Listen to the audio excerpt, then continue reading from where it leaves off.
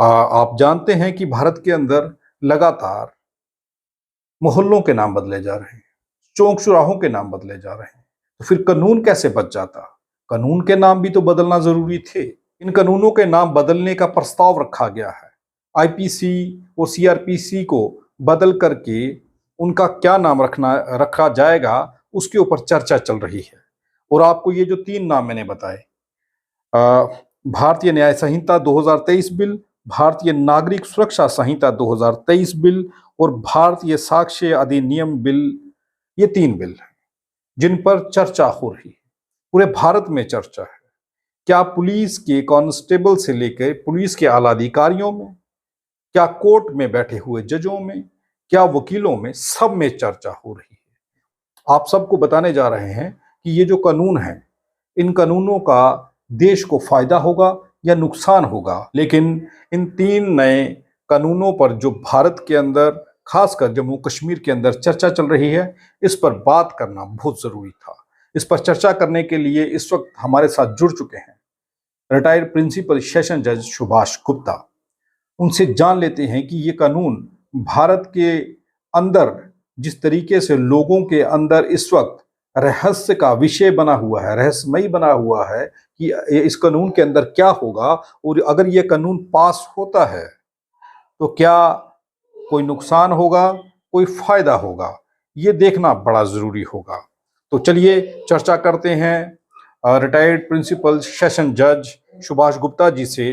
जैसा मेरा पहला सवाल है आपसे, अगर ये तीनों नए कानून बिल पास होते हैं तो भारत के अंदर के लोगों को इसका फायदा होगा या नुकसान होगा, ये आम पब्लिक जानना चाहती है। जैसा बताइए जरा कि ये जो 3 जो आप कह रहे हो 3 ये लॉज हैं, ये है निस्बत criminal administration of criminal justice. Administration of criminal justice में आपको शुरुआत कहां से होती है? विद कोई क्राइम, पहले क्राइम हुआ, कहीं भी कोई थेफ्ट है, डकैती हो गई, मर्डर हो गया, किसी किस्म का भी जो क्राइम होता है, क्राइम होने के बाद क्या हो जाता है?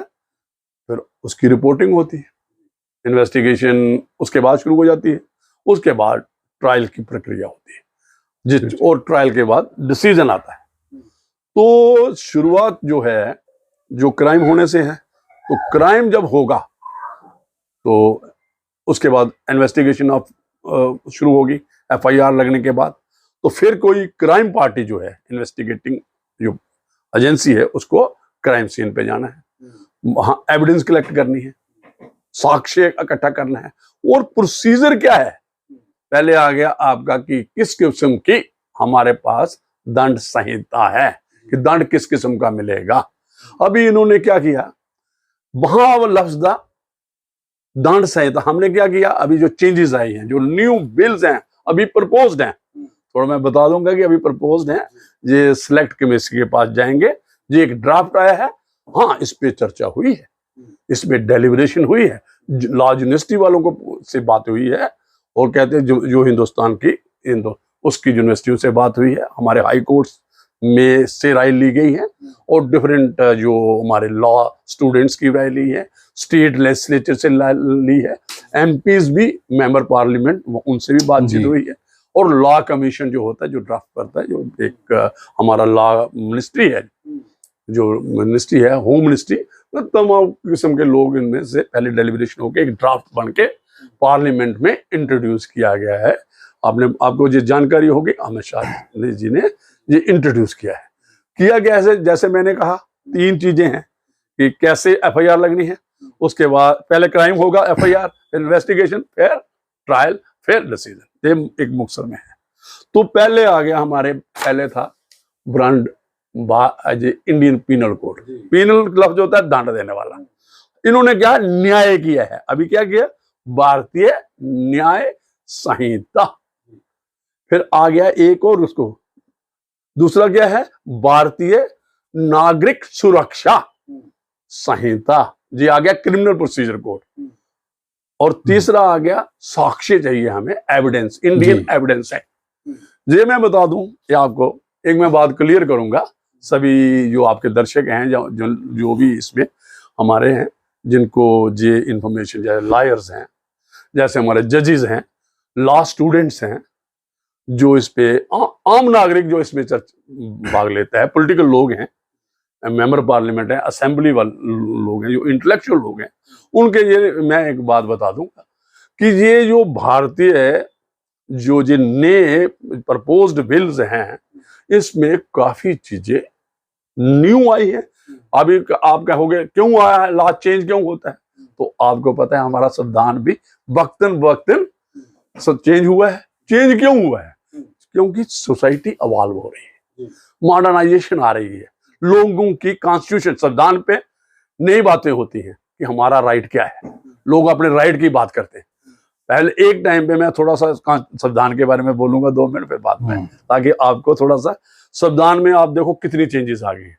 पहले राइट टू प्रॉपर्टी, उस बगल लैंड फ्यूडल लॉर्ड्स के पास होती थी, तो मजबूरन पार्लियामेंट को लाना पड़ा, क्योंकि हमें इंडस्ट्री के लिए चाहिए थी, लैंड चाहिए थी, हमें लोगों में बांटनी थी, क्योंकि कुछ लोगों के में थे, लैंड रिफॉर्म्स करने के लिए हमें अमेंडमेंट लानी पड़ी।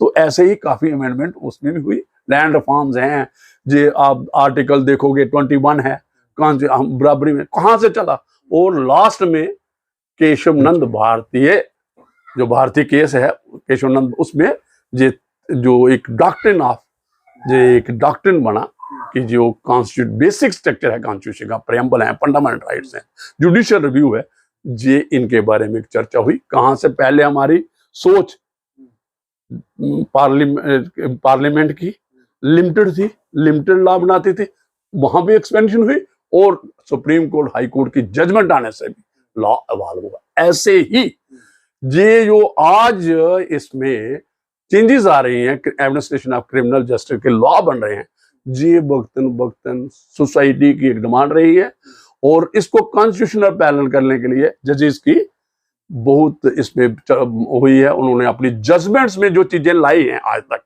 वर्चुअली वही, और जो उनका एक्सपीरियंस वही, उसी बेस पैटर्न पे चेंज जहां पे आई है। हाँ जज साहब, एक सवाल और है कि वकीलों और जजों और पुलिस में चर्चा चल रही है कि अब अगर कानून बदला तो क्या दोबारा से उन्हें पढ़ना पड़ेगा, इस कानून को दोबारा से पढ़ना पड़ेगा, नई किताबें लेना पड़ेंगी, और उन लोगों को इस पर दोबारा से जो है वो पढ़ाई करना पड़ेगी, दोबारा पढ़ना पड़ेगा कानून।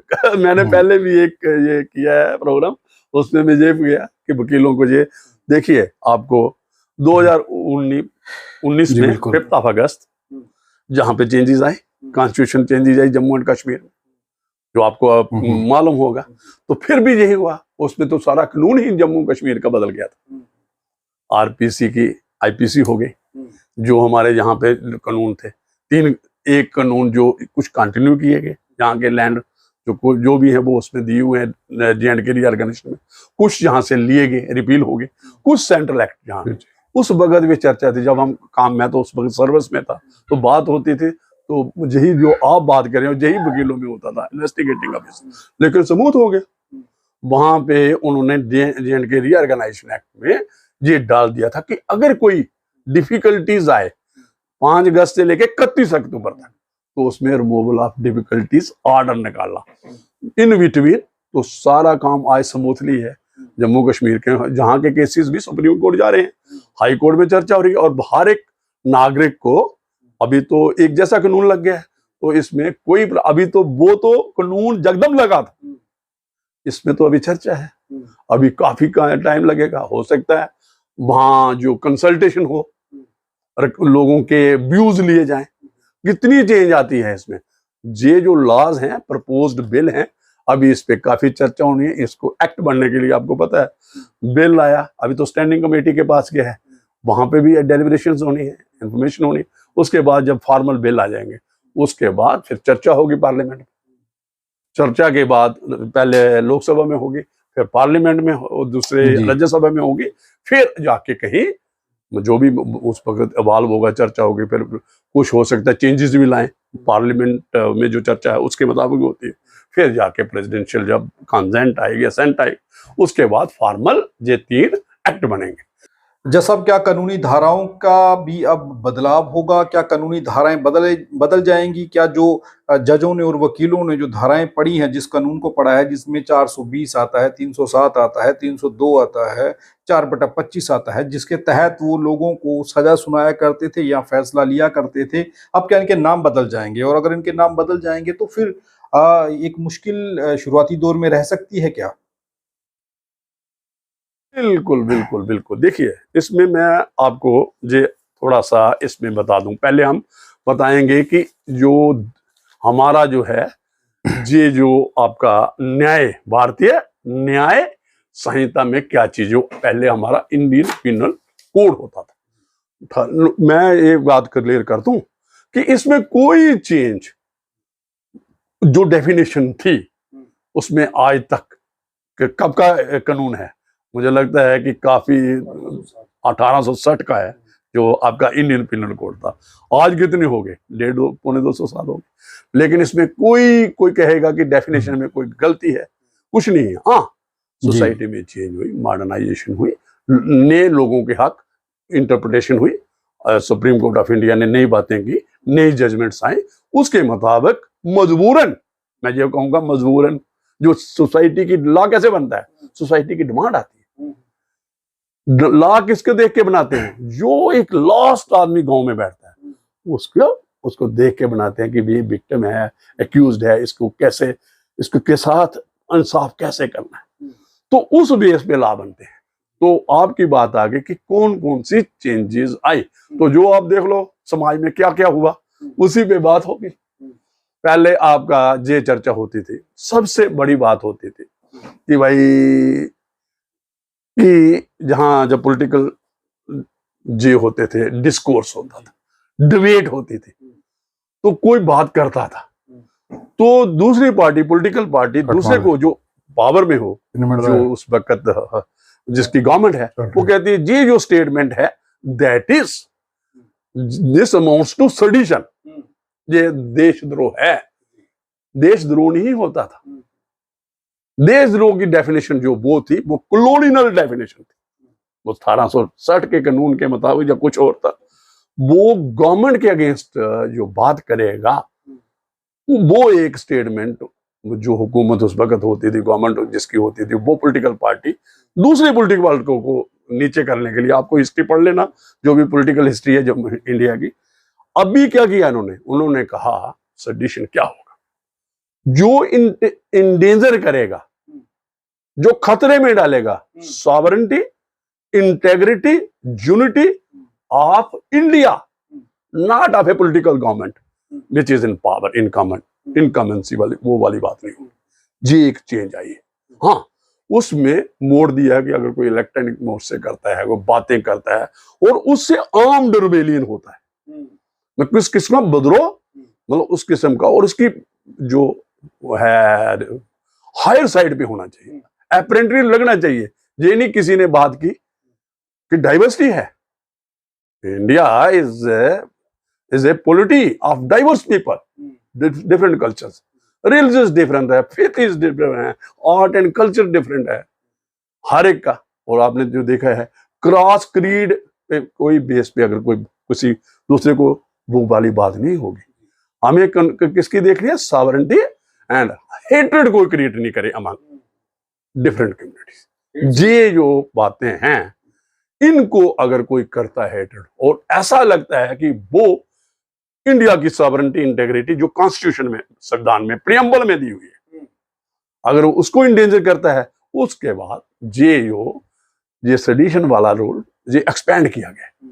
और ये ऐसा नहीं आप समझो, ये जजमेंट्स आई, आपने सुना होगा अर्बन नेक्सलाइजेशन, नेक्सलाइट कहते थे लोगों को। कौन होते थे? बात करते थे, left and right, two groups of political हैं। तो जो बात करता था, देखो ना, हर एक का अपना व्यू है।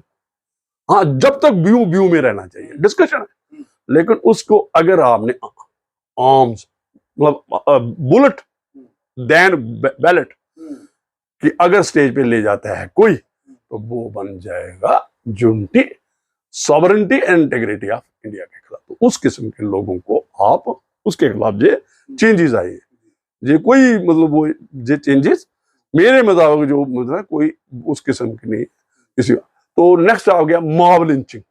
आपने देखो एक क्राई था, एक शोर था हमारे इंडिया में कि ये उसने क्या खाया, उसने आज क्या कहाँ गया, कौन से रिलीजियस प्लेसेस पे किया, कैसे गया, कपड़े कैसे लगाता है, टोपी कैसे लगाता है, कैप कैसी है उसकी, इन बेसिस पे उसने किससे शादी की है, मतलब ये चीजें जो थी, जो अब जो कॉन्स्टिट्यूशन हमारी अलो नहीं करती, उस पे मॉब लिंचिंग होती।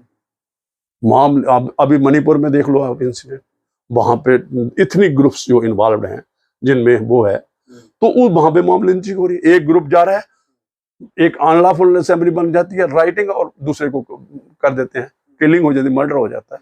उसमें भी रखा है पनिशमेंट, डेथ पेनल्टी रखा है। मतलब एक मर्डर से अलग एक ऑफेंस बना दिया, डिपेंड्स अपॉन, मतलब ये चीज एक इंटरेस्ट में है हमारे। मुझे लगता है कि ये भी एक अच्छी चीज है। एक चर्चा जैसा ये भी चल रही है कि जो पहचान छुपा करके किसी षड्यंत्र के तहत किसी युवती को अपने प्रेम जाल में फंसा करके उसे गलत नाजायज संबंध बनाता था। जो आप लव जिहाद की बात करते हैं, मैं देखो ये दूसरी है। देखिए कोई भी चीज है, आपको सिंपल आपको जाना है फैक्चुअल एस्पेक्ट्स, एलिगेशंस क्या हैं। एलिगेशन ये नहीं है कि जो एक मॉब आया, मॉब ने विदाउट हियरिंग, देखो हमारे लिए अगर कोई शादी करता है, जैसे आपने कहा, कोई भी गुमराह करता है, जैसे बात हो रही है कि चर्चा है इसमें समाज में, तो उसके लिए लॉ कोर्ट्स हैं। पंचायत तो नहीं है ना। कॉन्स्टिट्यूशन जो है, constitutional morality should prevail, not societal morality. Society तो फिर क्या कहेगा, एक ग्रुप कहता है कि मैं ये चाहता हूं, रिलीजियस ग्रुप है, एक फेथ है, चाहे एक कम्युनिटी है, इतनी बैकग्राउंड के लोग हैं कि मैं चाहता हूं, तो फिर तो यहाँ पे फिर तो ये आपके जो आपने लाया भारतीय न्याय, तो फिर डिफरेंट किस्म के भारतीय न्याय होंगे। फिर क्या करना है, ये वाले कानून है, फिर एक ही वही पंचायत बैठेगी, वही कहीं अगर कोई किसी लड़की ने कोई कर दिया एंडोलसेंट एड, या किसी लेडी ने कर लिया, तो उसको जो वो अडॉप्ट करते हैं, वो मेडिवल एज के दंड जो है, पनिशमेंट वो करेंगे जैसे कोई भी। लेकिन अब वो वाली बात नहीं रह जाएगी। जैसे कुछ होते थे जे लोग बाहर बैठ के क्राइम करते थे, कॉन्स्पिरेसी करते थे देश के खिलाफ, ऑर्गेनाइज क्राइम था। उस ऑर्गेनाइज क्राइम कॉन्स्पिरेसी के लिए भी इंडिपेंडेंट ऑफेंसेस बनाए जा चुके हैं। हाँ, ये देखना आप जो सिटीज हैं, मेट्रो सिटी, जैसे हमारा जम्मू भी आज उसमें तो स्नैचिंग होती है, चेन स्नैचिंग होती है, पर्स स्नैचिंग होती है, मूवेबल प्रॉपर्टी, कोई बैंक में जा रहा है ओल्ड आदमी, उसके बैग से जाता है। इसके लिए भी नोट दे थेफ्ट, आपको पता है, इसके लिए भी चोरी का है, लेकिन इसको इंडिपेंडेंट ऑफेंस एक अभी ट्रीट किया गया है, समझा गया है, लाया गया। एक गैंग रेप माइनर के साथ उसकी डेथ पेनल्टी तक उसको पनिशमेंट मिलेगी। ये चीजें ये सारा न्यू कोड में, नए कोड में चीजें लाई जा रही हैं। एक सवाल ये भी है जज साहब कि लोग ये कह रहे हैं कि आरटीआई को जिस तरीके से कमजोर कर दिया गया था, और जिस तरीके से पत्रकार अपने सोर्सेज से जानकारियां लेकर के खबर दिखाते हैं, अब वो जो है सोर्सेज सरकार को बताना पड़ेगा कि किस सोर्स से उन्हें खबर मिली है। ये भी एक बात हो रही है, और आरटीआई कमजोर हो रही है क्या? ऐसा कुछ नहीं है। अच्छा, एक जो आप कह रहे हो, जो मतलब जो आप चर्चा है इस वक्त समाज में कि आरटीआई कानून, ये किया है कि हर एक ऑफिस डिजिटाइजेशन होगा। मैं अभी इसको आपका जो सवाल है, इसको हम ऐसे टच कर लेते हैं। तो आज तो क्या है, जो हमारा क्रिमिनल प्रोसीजर कोड, जो हमने वही चर्चा करनी है, चलो उस पे ही पहले आपकी ये बात करते हैं। तो दो साक्ष्य है जो कानून है हमारा, एविडेंस एक्ट आया, इसमें क्या है, अभी जब एफआईआर क्राइम हुआ, एफआईआर लगी, 0 एफआईआर है, कहीं भी आप लिखवा सकते हैं एफआईआर, चाहे पुलिस स्टेशन कोई भी होगा, जैसे हमने, और जिसकी जुरिस्डिक्शन नहीं हो दूसरे में, ताकि एक बार और 15 दिन के अंदर विद इन 15 डेज उसको उस कंसर्न पुलिस स्टेशन को भेजनी है फॉर फर्दर इन्वेस्टिगेशन। और आप आगे आ जाओ, जब इन्वेस्टिगेटिंग ऑफिसर जाएगा मौके पर, ये एफआईआर भी होगी, इन्वेस्टिगेशन EFIR भी लग सकती है, मीन के आप इलेक्ट्रॉनिक मोड से भी FIR, और इस सारा रिकॉर्ड डिजिटाइजेशन हो जाएगा FIR से लेके the season of the court तक। और सारी जो आपको जो हीनियस ऑफेंसेस हैं पूरी वीडियोग्राफी होगी सीन ऑफ क्राइम की, जब जे ऑफिसर जाएगा, और जहां पे सेक्सुअल ऑफेंसेस होते हैं, जो माइनर होगा, लेडी होगा, उसकी स्टेटमेंट वीमेन मैजिस्ट्रेट ने लिखना है एट द रेजिडेंस ऑफ किसकी, विक्टिम के, उसके घर पे जाके उसकी स्टेटमेंट रिकॉर्ड की जाएगी। तो एक फ्रेंडली है, विक्टिम फ्रेंडली है। और दूसरा आ गया फिर उसके बाद वीडियोग्राफी, फिर FSL टीम लेके जाना है जो हीनियस ऑफेंसेस है इनकी इन्वेस्टिगेशन। FSL टीम जो वो जाएगी मौके पे, आपको पता है सर्कमस्टेंशियल एविडेंस उठानी, कोई हेयर होता है, ब्लड होता है, ब्लड स्टेन्स है, सीमन्स, बहुत किसकी एविडेंस होती है जो एक इंपॉर्टेंट पीस ऑफ एविडेंस। जी बिल्कुल।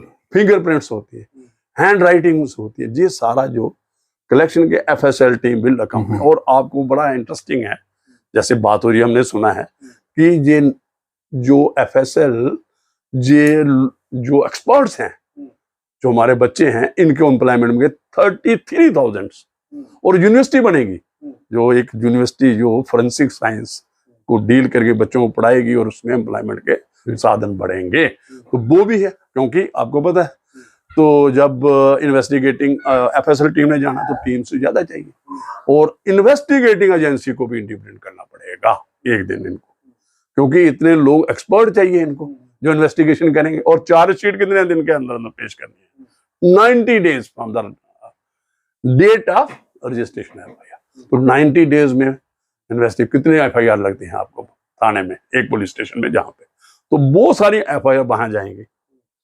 तो वो FIR जाएंगी तो इन्वेस्टिगेशन, तो इन्वेस्टिगेटिंग ऑफिसर भी इंडिपेंडेंट होंगे। पहले तो इनका ये ना वो लॉ एंड ऑर्डर में गया था, कोई इंपॉर्टेंट वहां पे फंक्शन था, गवर्नमेंट फंक्शन था जहाँ कुछ, तो वहां पे चले गए, तो इनको वो भी तादाद बढ़ाना पड़ेगी और एक्सपर्ट लोग उसमें इन्वॉल्व करने पड़ेंगे।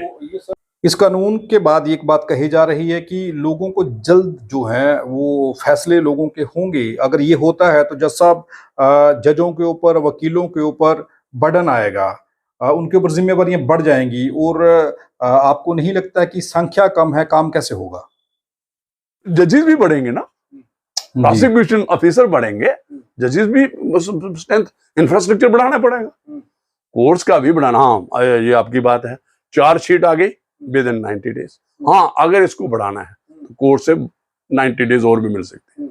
और विद इन 60 डेज क्या करना है, इन्वेस्टिगेट चार्जशीट करनी है, मतलब फ्रेम चार्जेस करते हैं ना कि उसको फ्रेम चार्जेस करने हैं, तो वो मैजिस्ट्रेट को जहां जज सेशन जज केस सुनता है उसको विद इन 60 डेज वो फ्रेम करना है चार्जेस। और जब उसके बाद प्रक्रिया होती है करा सकते हैं, और सारा जे अभी वीडियो कॉन्फ्रेंस के तरह ट्रायल भी है, तो टोटल रिकॉर्ड आपको डिजिटाइजेशन में आपने कॉपी लेनी है, किसी की कोर्ट ऑर्डर की लेनी है, FIR की लेनी है वो, और सारी रिपोर्टिंग अपने सुपीरियर ऑफिसर को करनी पड़ेगी। और आपको और इन्होंने एक और प्रोविजन क्रिमिनल प्रोसीजर को बेल का है, डीकंजेस्ट करनी है जेल्स में जो भीड़ है, जो हमारे जस्टिस अपने सुप्रीम कोर्ट के जो बार बार के कहते हैं कि भाई, उन्होंने जजमेंट्स भी दिए, उन्होंने कहा कि भाई I will take actions against who violates the justice Sanjay Krishna Kaul. उन्होंने जजमेंट पीछे दी है, उसी को फॉलो कर रहे हैं। पहले क्या था, हमारे जहां पे जजमेंट है, जिसने हाफ सेंटेंस जिसने अंडरगॉन कर ली है, अगर मैक्सिमम सेंटेंस है एक केस में, पनिशमेंट जो लॉ प्रोवाइड करता है हमारा इंडियन पिनल कोड, या जो भारतीय जो न्याय संहिता आएगी, उसमें अगर 10 ईयर्स की इम्प्रिजनमेंट है, तो अगर किसी ने उसको सजा होगी 10 ईयर, अभी सजा नहीं, ट्रायल चल रहा है, बेल की बात कर रहा हूं, तो उसको अगर 5 साल उसने काट दिए हैं। कुछ ऑफेंसेस ऐसे होते हैं जिनमें कोर्ट बेल नहीं लेता है मैजिस्ट्रेट जहां जज, तो उनमें कंपल्सरी लेने, मतलब खुद ब खुद हो गई डिस्क्रिप्शन। अगर वो आधी सजा, तो अगर 1/3 तक कर दी है, अभी वो किसी की 9 ईयर्स किसी क्राइम में पनिशमेंट है, तो 3 साल अगर किसी के होंगे, वो एज ए उसकी एक राइट बन जाएगा अक्यूज का। जी। और पहले वाले में तो क्या जी, है, बिल्कुल। जेल सुप्रीडेंट को अप्लाई करना है, इन्फॉर्म करना है कोर्ट को, असिस्ट करना है जो जेल में इनमेट है, जो बंदा जेल में है उसके लिए सुप्रीडेंट ने खुद जाना है कोर्ट में, जनाब इसकी जेल आधी हो चुकी है, या इसके बॉन्ड जेल जो आप सजा देने जा रहे हो पर्टिकुलर ऑफेंस में, तो ये इसकी हो चुकी, तो इसको बेल इसकी बनती है, इन्फॉर्म करना, चाहे उसके अपना वकील किया हो जान नहीं। जो जे भी अक्यूज के हक में जे भी आ रहा है। अभी एक चीज ये भी कही जा रही है कि वकीलों पर भी शिकंजा कसा जाएगा, जजों पर भी शिकंजा कसा जाएगा, जल्दी जल्दी इन मामलों का निपटारा करना होगा। और ये कैसे हो पाएगा? क्या आपको लगता है कि ये सही तरीके से हो पाएगा, या एक नई मुश्किल जो है वो पेश आएगी जजों और वकीलों के लिए? वो वाली बात जो आपने कहा, वो क्या हो रहा है, जैसे एडजॉर्नमेंट लेते थे, डिले होता था ट्रायल में, तो इसमें आ गया क्रिमिनल प्रोसीजर कोड में कि कई बार नहीं, जैसा जो को कहते थे जब मैजिस्ट्रेट जनाब हाई कोर्ट में है, दूसरी अदालत में एडजॉर्नमेंट नहीं मिलेंगी, जो होता ना भाई तरीके लेना, तारीख पे तारीख, वो नहीं चलेगी। वो उन्होंने कहा कि तारीख मैजिस्ट्रेट वो रिकॉर्ड रीजन करने पड़ेंगे अगर कहीं देनी भी है, और स्पीडी ट्रायल है। और जो इन्होंने कहा है कि हर केस का बड़े से 3 साल के अंदर अंदर एटलीस्ट मैक्सिमम इसको डिस्पोजल करना है। ये भी एक सब चीजें हो रही हैं, और हर एक चीज जो है ये FSL इन बारबरी वीडियोग्राफ डिजिटाइजेशन हो रही है, और ये सारी चीजें ये नई नई आ रही हैं। वैसे आपको पता है, ये हम लगाते थे 188 होता था, प्रोमुलेट की होती थी किसने, डिप्टी कमिश्नर ने, कोई 144 होती थी, उसमें 6 मंथ पनिशमेंट होती थी, उसको इन्होंने पनिशमेंट बढ़ा के कितनी कर दी, 1 ईयर। एक्सटॉर्शन होती थी, जो बंदा जा रहा है उसको मतलब तो उसका जैसे यही अगर पर्स स्नैचिंग वाला, इसकी भी 7 साल सजा कर दी। थेफ्ट था, क्रिमिनल ब्रीच ऑफ ट्रस्ट है, किसी ने कोई चीज वो गिरव रखने के दी, किसी की चीज उठाई और बेच दी, ब्रीच ऑफ ट्रस्ट किया, उसकी भी सजा बढ़ाई। मतलब जी हाँ, एक और आप बड़ा इंटरेस्टिंग इसमें आया है, वो पहले भी कोर्स अडॉप्ट कर रही है, क्रिमिनल कोर्स रिफॉर्म्स करनी है, पनिशमेंट नहीं, न्याय करना है। छोटे ऑफेंसेस है, कहीं किसी ने ब्रेड चोरी कर ली बच्चे ने, आपने एक न्यूज सुनी होगी पंजाब हरियाणा, पंजाब में कहीं, ये हरियाणा की है, इंडियन एक्सप्रेस में न्यूज थी एक 2 वीक्स एगो आई थिंक, उसमें चिप्स से एक छोटे ने माइनर एडोलसेंट बच्चे ने चोरी की। उस बच्चे के साथ इस समाज ने क्या किया, उसको पहले पीटा, देखो ना जो खाप आप कहते हैं कि भाई आपने खुद ही पीटा उसको, फिर नेक्ड घुमाया। उस बच्चे की भी चाहत है, अब लोगों दूसरे बच्चे, उसको पहले ये स्टडी करना चाहिए कि भाई ये क्यों चिप्स खा रहा है, क्यों इसने चिप्स चोरी किए, ऐसे हालात बने, बच्चों को, दूसरे बच्चों को देखता होगा कि ये बच्चे खा रहे हैं, मुझे नहीं है, उसने चोरी किया। जैसे पहले चोरी ब्रेड की चोरी होती थी, आपको याद होगा, तो वो वाली चोरी में इन्होंने कहा कि जो पैटी ऑफेंस है, जहां इस किस्म की सिचुएशन है, कम्युनिटी सर्विस करने पड़ेगी। मतलब वो एक रिफॉर्म्स है, एक उसको देना है जहां इस किस्म का कम्युनिटी सर्विस क्या होगी, कोई गुरुद्वारा में जाके उसको हो सके बर्तन साफ करने के लिए कहें, जूते साफ करने के, या किसी और किस्म का ऑफेंस हो, मतलब इस किस्म का, तो उसको इस किस्म की रिफॉर्मेटरी, मतलब कॉर्पोरेट पनिशमेंट नहीं देनी है, जेल के अंदर नहीं रखना, एक रिफॉर्म चलानी है उसमें, उसको सिर्फ ये दिलाना पे तो आपने ये गलती की, तो ऐसे भी अभी आ गया। तो आपको बाकी पता है कि इसमें डेथ पेनल्टी भी ऑफेंसेस में होती है, लाइफ इम्प्रिजनमेंट भी होती है, रिग्रेस इम्प्रिजनमेंट और सिंपल इम्प्रिजनमेंट है, कहाँ काम करना पड़ता है, ये सारी चीजें जो इसमें हैं। तो राजनीतिक कानूनों के लिए इसमें स्पेसिफिक वो नहीं होता है। हाँ, हम ये सुप्रीम कोर्ट की जजमेंट्स होती हैं, PIL होती है, तो उस वक्त क्या है, अभी पीछे भी हम जहाँ पे हमारा, मैं जब सर्विस में थे, या अभी भी वही प्रक्रिया चल रही है, सुप्रीम कोर्ट ने स्पेशल कोर्ट्स में गवर्नमेंट को कहा कि भाई आप स्पेशल कोर्ट्स बनाओ, और इनका स्पीडी डिस्पोजल करने के लिए मेंबर पार्लियामेंट, जो भी लेजिस्लेचर हैं, मेंबर लेजिस्लेटिव, इनकी सुनवाई जल्दी की जाए, क्योंकि आपको जो आप जिस बात पे आप सवाल ये कर रहे हैं कि आज हमारी पार्लियामेंट, हमारी कई असेंबलीज में क्रिमिनल लोग वहां पे हैं, जी आप कहना चाहते हो, तो इनके बारे में आगे ही सुप्रीम कोर्ट की जजमेंट्स आए, तो इस और जो उसके मुताबिक स्पेशल कोर्ट्स कॉन्स्टिट्यूट हुई है और इनको लगे कि प्रायोरिटी पे इनके डिस्पोजल करना है केसेस को। ये सारी प्रक्रिया आगे ही कुछ रिफॉर्म्स लेजिस्लेशन होती है और कुछ रिफॉर्म सुप्रीम कोर्ट वक्तन वक्तन डायरेक्शन देता रहता है। जैसे आपने देखा कि वर्क प्लेस पे विशाखा गाइडलाइंस आई, निर्भया जो रेप केस हुआ था दिल्ली में, तो वो एक गाइडलाइन देती है, वो लॉ ऑफ लैंड बन जाता है सुप्रीम कोर्ट, उसको सभी को फॉलो करना है। पहले एफआईआर नहीं लगाते थे, आपसे पहले भी बात हुई होगी, तो फिर सुप्रीम कोर्ट ने कहा कि भाई पुलिस की कोई डिस्क्रिप्शन नहीं है, जहां कॉग्निजेबल ऑफेंस होता है police has to register FIR. अगर नहीं करता है तो आपको पता है जी वहां पे आपने जहां जाके मैजिस्ट्रेट से डायरेक्शन लेके, अभी तो वो वाले खत्म कर दिया है, उन्होंने कहा 0 वो आगे EFIR। तो जब 0 FIR होगी, ये भी नहीं होगा एक टेरिटरी से, आपने देखा कई बार जी हमारा इलाका नहीं है उधर जाओ, आदमी को एक जगह से फुटबॉल बनाते थे, दूसरी जगह पहनते थे, तीसरी, ये सारी चीजें रिफॉर्म मुझे लगता है कि अभी ये जो आया है, हमने काफी बातचीत की है।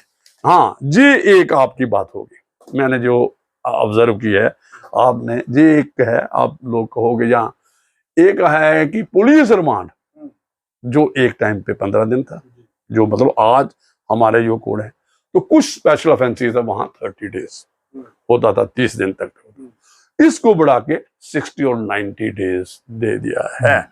वो ग्रेविटी ऑफेंस भी हो सकता है, वो कह सकते हैं पुलिस उसका मिसयूज कर सकती है, मतलब उसको टाइम फ्रेम ज्यादा करके। तो जैसे हम कहते थे, अभी पता नहीं गांव में जब प्रैक्टिस करते थे तो हम जैसा को बहस करते थे, जब वकालत करते, तो जैसा एक रात भी बहुत होती है पुलिस की, उसमें ही सब कुछ उगलाया जाए। लेकिन एक ये वाली बात को ही चेक करके जो मैं बोल रहा हूँ सर, वो वाले कन्फेशन जो हैं ये बंद, इसमें भी अगर पुलिस 3rd डिग्री मेथड मार कटाई करती है, दूसरे करती है, उसको भी पनिशेबल करने के लिए कानून आ गया है। तो देखो जहां पे बैलेंस करती है, ये एक अक्यूज को अगर कोई राइट दिया, पुलिस को कोई राइट दिया भाई आप इतने नवे, तो अक्यूज का भी राइट को सेफगार्ड करना है। मुल्जिम को कहा कि अगर आपके साथ 3rd डिग्री होती है, अगर आपके साथ फोर्सिबल कन्फेशन लेते हैं, होते हैं ना कन्फेशन होते हैं फोर्सिबल 3rd डिग्री, ये बात मान लो जहां कुछ भी है, उसके लिए भी जैसे जैसे सेफगार्ड्स आएंगे, स्ट्रिंजेंट प्रोविजंस आएंगे, दंड बढ़ेगा। साथ ही न्याय ये भी चाहता है कि आप इसको सेफगार्ड भी दो अक्यूज को, ताकि अक्यूज्ड को भी लगे कि मेरे साथ न्याय हुआ है, मुझे दंड नहीं दिया, और विक्टिम भी समझे, एग्रीव्ड समझे कि मेरे साथ इंसाफ हुआ है। इंसाफ कहते हैं ना, justice should not only be done, it should seems to be done, मतलब ऐसा लोगों को पता लगना चाहिए कि यार इसके साथ इंसाफ हुआ है। जो क्राइम करने वाले को भी पता होता है कि क्राइम मैंने किया है, तो उसको भी कि मुझे जस्टिस मिला है, दंड नहीं मिला है। तो ये रिफॉर्म्स, जैसा क्या कानूनी धाराओं का भी अब बदलाव होगा? क्या कानूनी धाराएं बदल जाएंगी? क्या जो जजों ने और वकीलों ने जो धाराएं पढ़ी हैं, जिस कानून को पढ़ा है, जिसमें 420 आता है, 307 आता है, 302 आता है, 4/25 आता है, जिसके तहत वो लोगों को सजा सुनाया करते थे या फैसला लिया करते थे, अब क्या इनके नाम बदल जाएंगे? और अगर इनके नाम बदल जाएंगे तो फिर एक मुश्किल शुरुआती दौर में रह सकती है क्या? नहीं, कुछ नहीं बदलेगा। मैं एक आपको ये बता दूं, ये वही जैसे आपकी आरपीसी होती थी, जहां पे वहां आईपीसी थी, आप देखोगे आईपीसी और आरपीसी के एक जैसे प्रोविजन है, वही है। कुछ कानून ऐसे थे जो कॉलोनियल टाइम पे अंग्रेजों ने रखे थे, वो इररेलेवेंट हो गए हैं, आज की उनकी जरूरत ही नहीं है। आईपीसी में कुछ धाराएं हैं, देखो कुछ धाराएं बढ़ाई हैं इन्होंने, जैसे आप जो नागरिक सुरक्षा संहिता है, क्रिमिनल प्रोसीजर कोड, यही क्रिमिनल प्रोसीजर कोड जो हमारे वक्त में है, आजादी के बाद में आया है, 1973 में आया है, उसमें धाराएं बढ़ाई हैं। 484 थी, वो 533 हुई है। बाकियों की कम की है। मतलब आपको मैंने बताया आईपीसी कब की है, 1860 की, 1860 की है। जो इंडियन एविडेंस एक्ट है वो 1872 का है। ये अजय अंग्रेजों के टाइम पे, ब्रिटिश गवर्नमेंट के टाइम पे है। इन्होंने जो लाया था उसमें बढ़ाया है, जो उनका था उनमें घटाया है। तो ऐसे है जे घटा सब्सट्रैक्शन, एडिशन, ये जो सोसाइटी डिमांड करती है, जो सुप्रीम कोर्ट के, हाई कोर्ट के फैसले, जहां एकेडमिक लोग यूनिवर्सिटीज में जो थिंक टैंक जूरिस्ट हैं, जो पॉलिटिकल लीडर्स हैं, मिनिस्टर्स हैं, जो अपने मेंबर पार्लियामेंट है, जो डिस्कशंस करते हैं इंटेलेक्चुअल, तो वो चेंजेस जो आती हैं उससे ही लॉ में चेंज आना। मेरे मुताबिक आज कॉन्स्टिट्यूशनल अमेंडमेंट कितनी हो चुकी है, ये डिमांड है, डिमांड है, चीजें हैं, जब इंटरप्रिटेशन होती है, रिक्वायरमेंट है। मैं मोर देन 100 हो गई, मुझे लगता है कि 106 तक हो गई हूँ, 10। तो इतनी अमेंडमेंट क्यों आई, ये रिक्वायरमेंट थी। और जो basic structure of constitution doctrine जो मैं कह रहा हूँ, केशवनंद भारतीय में भी आई, उसमें भी वैसा ही आया, डिमांड थी लोगों की। हमें नेशनलाइजेशन जैसे नेहरूबियन आया, तो उस वक्त हमें जमीनें चाहिए थी इंडस्ट्री को एक्सपैंड करने की, लोगों को जमीन देनी थी, जो डिस्ट्रीब्यूशन करना था, एक फ्यूडल लॉर्ड्स थे उनके, आपको पता जम्मू कश्मीर में लैंड रिफॉर्म हुआ। तो ये सारी चीजें रिक्वायरमेंट होती हैं। तो चेंज में कभी नहीं घबराना चाहिए, चेंज हर वक्त अच्छे के लिए होती है। मतलब को सोसाइटी की वो जहां चेंज नहीं है, हिजरत में बरकत, हरकत में बरकत, तो ये चेंज बहुत जरूरी हुआ है। हाँ, देखते हैं अभी ये बिल है, कब एक्ट बनेंगे। प्रपोज्ड बिल है, बिल भी नहीं है, प्रपोज्ड बिल है, इसमें भी अभी काफी काम है।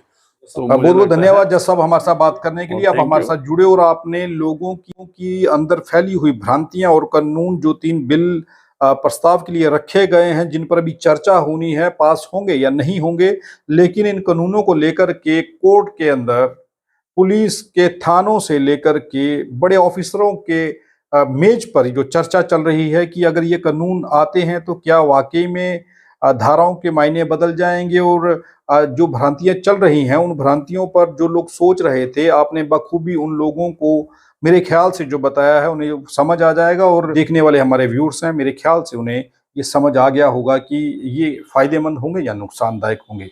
आप देखते रहें आरटीआई इंडिया न्यूज़, लोकतंत्र का पहरेदार, ताकि हम पहुंचा सकें आप तक वो खबरें जो नहीं पहुंच रही या फिर जो नहीं दिखाई जा रही। धन्यवाद।